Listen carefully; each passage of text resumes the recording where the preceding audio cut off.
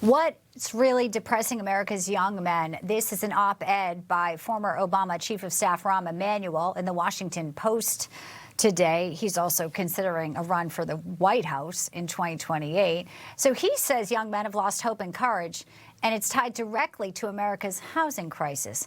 Interesting as President Trump works to make housing affordable for every American. I want to welcome in now good friend of the program, Jack Brewer, former NFL player, and also the chairman of the Jack Brewer Foundation, who looks to empower America's youth, works on a big issue, which is fatherlessness. Jack, such a pleasure to have you as always.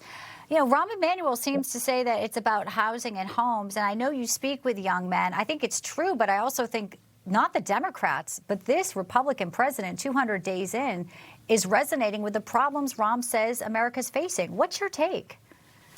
No question. I'll welcome Rahm Emanuel to a debate with me on this topic live on Newsmax because he's got it all wrong. I mean, you start to look at these social issues. He's just trying to set up a way that he can push social programs and welfare programs on young men that are underserved right now and that are struggling to figure it out. And the reason why is because they've been indoctrinated. You have a generation of young boys that have been indoctrinated.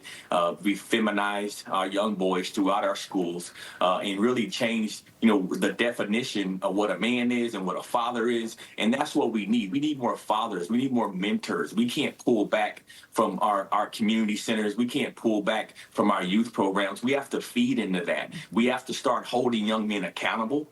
We go into schools now, in the school system, you go to the principal's office, nothing happens. You don't get suspended anymore. Yeah. Corporal punishment has been removed from schools. They don't spank the kids on the butt when they need to. Our juveniles are piling up, Bianca. Last year, there was a 21% increase in juvenile crime across the country. Well, yep. What Janine Pirro was saying yesterday in Washington, D.C., she says these kids are coddled. And to your point, I mean, there's now teenagers that fall through the cracks. They get led into the gang life here, as we see 2 arrested this week for attacking the Doge staffer. But there's so many tragedies like this unfolding, and you are trying to solve it.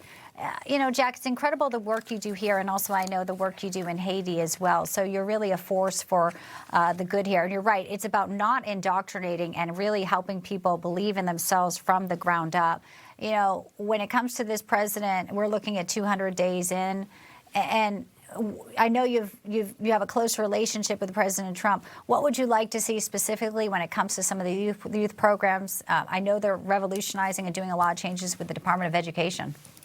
Yeah, he's done an amazing job so far. I mean, you start to look at, what's happening across education and really standing for the rights of parents again. If you look at this big, beautiful bill, you'll notice that you get tax deductions and tax incentives to actually go out and help organizations that are giving scholarships for kids, making it possible for school choice to happen even in states that normally wouldn't have that. And so that's what it's about. When you have inner cities like Baltimore, Detroit, Philadelphia, all over the country, in these cities where these kids are not reading and writing at great proficiency, you've got to address those issues. And that's where it starts, is with the education and the opportunity. And another thing, too, Trump's administration is now allowing the faith-based institutions and agencies like my own participate in the opportunity for federal grants, so that we don't just indoctrinate our kids, and that just because I want to proclaim Jesus Christ,